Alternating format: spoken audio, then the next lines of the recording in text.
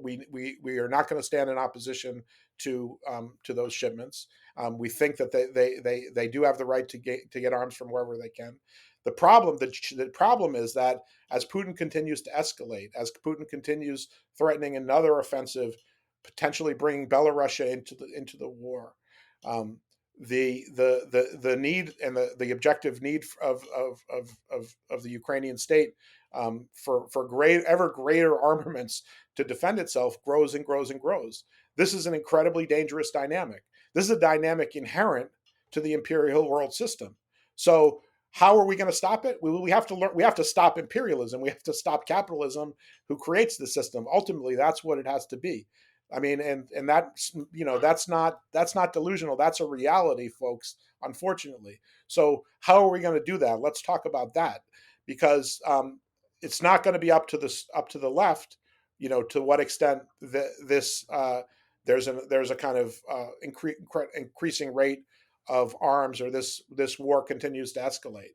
Our job has to be, we have to have a different type of task, given our size and our forces and our capacities at this stage. I wish we were in a situation where we could control the flow of the arms and whether and how peace is going to occur. But we have a ways to get there, and the question is, how are we going to get there? Very few people, in my view, who are, who voice some of the Kremlin's positions, whether they agree with them entirely or not.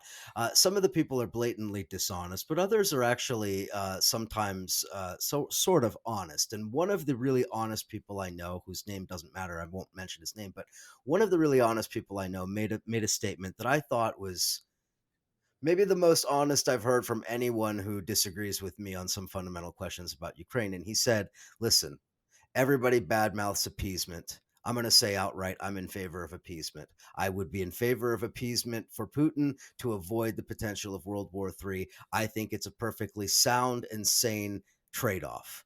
And I said, fine, if that's your position, that's your position. I think that's crazy. I think it's crazy to think that way, but that's a perfectly honest position. I don't believe most of the people on the left are that honest, but I do think that many of them ultimately are voicing something along those lines. Whether you want to call it appeasement to invoke Neville Chamberlain and the 1930s leading to World War II, or just a generic concept, they are advocating something like that, aren't they? People look. There's a good reason. People don't want to see war. People don't want to see suffering. People don't, and it comes from a very good place. Like, people look at what's going on and they're fearful, and we should be fearful because it's frightening. It's an existential threat.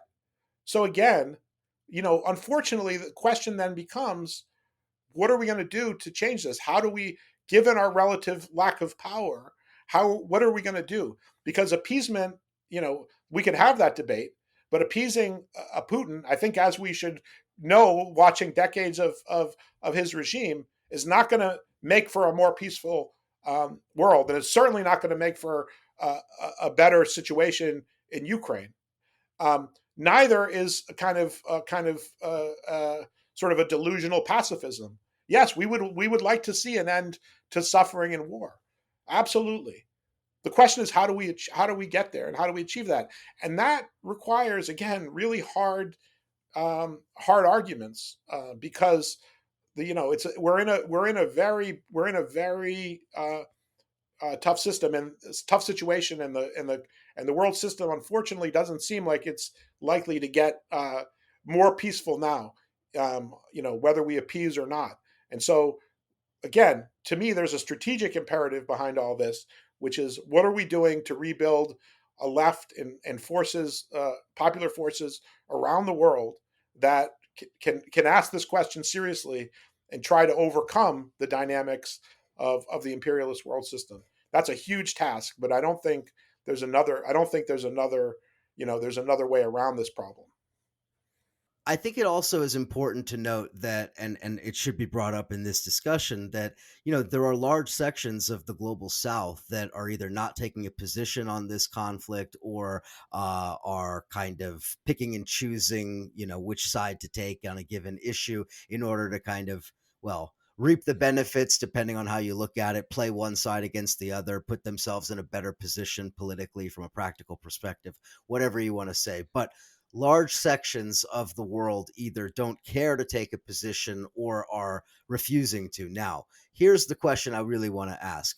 What does that tell us? And does it, and is there a difference between those countries' governments being unwilling to take certain positions and people around in the global south and what their perspectives are? Because again, I think that what a person's opinion might be of Ukraine might be informed by other things that are happening. Say, for instance, whether it is the French or the United States or the Russians or the Chinese that happen to be in your African country exploiting your minerals and your resources and doing their normal neo-colonial activities, right? If you're in Mali, you got Russian occupiers backing a military junta, just like you do in Sudan, just like you did in Central African Republic and Burkina Faso. But there are plenty of other countries where they would gladly welcome the Russians in a trade-off to get rid of Western imperial exploiters or Chinese exploiters, right? So where does the global south fit in this conversation, in this dynamic, and to what extent is the Ukraine Solidarity Network in conversation with elements in the global south on these issues? Yeah, I mean, when we talk about the global south, we need to, as always, we need to make an important distinction between the nation states of the quote unquote global south and the people and popular movements of those countries. And so, you know, what the Ukraine Solidarity Network seeks to do, among other things, is very concretely to build alliances between the solidarity movements of with the Ukraine and the solidarity movements in other parts of the world, because we see that there are common issues here. Coming up later this month, we're going to be hosting an event that it's going to be recorded and run on the Real News Network, I believe, which is specifically going to bring together solidarity activists from different solidarity campaigns to talk about precisely this question.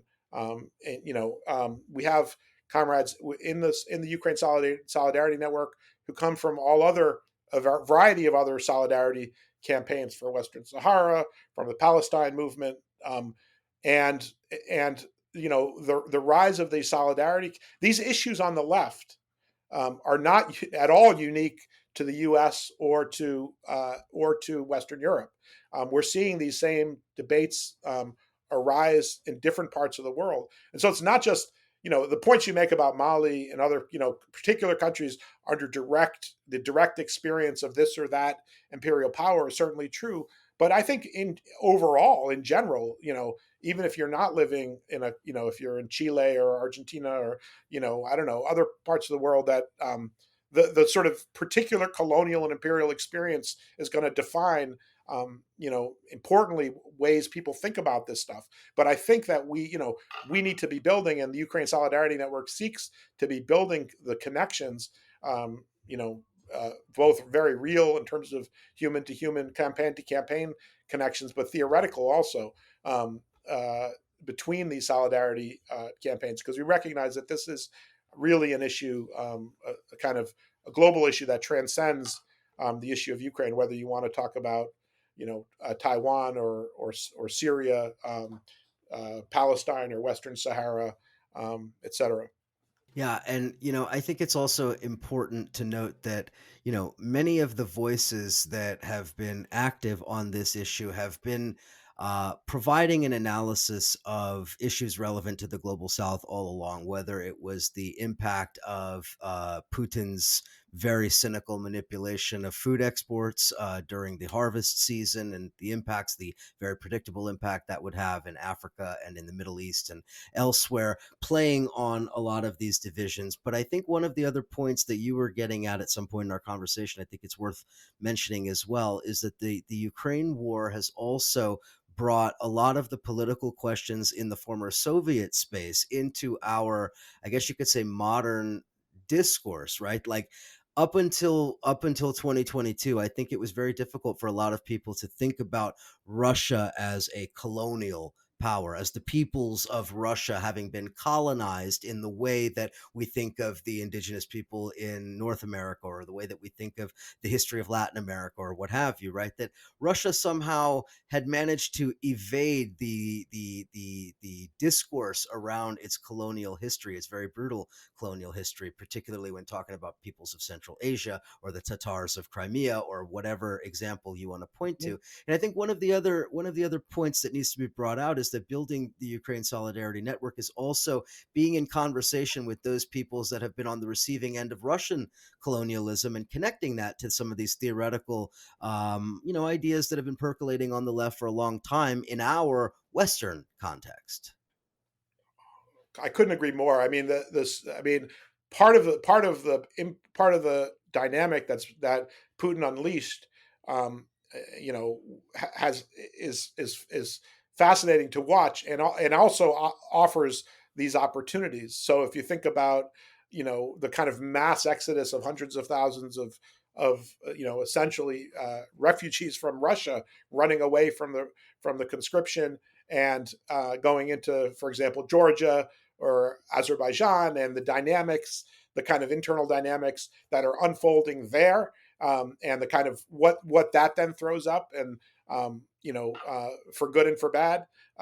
You think about the popular uprising in Kazakhstan, and the kind of role of Russia, um, there, or in the Armenian um, war, and it's opened up. It should be opening up people's eyes to the kind of broader, precisely as you say, the kind of broader dynamic, and opens up the possibilities then of, for the first time really in generations, to build very real engagement and solidarity ties across the world. I mean, this is why um, this is so important.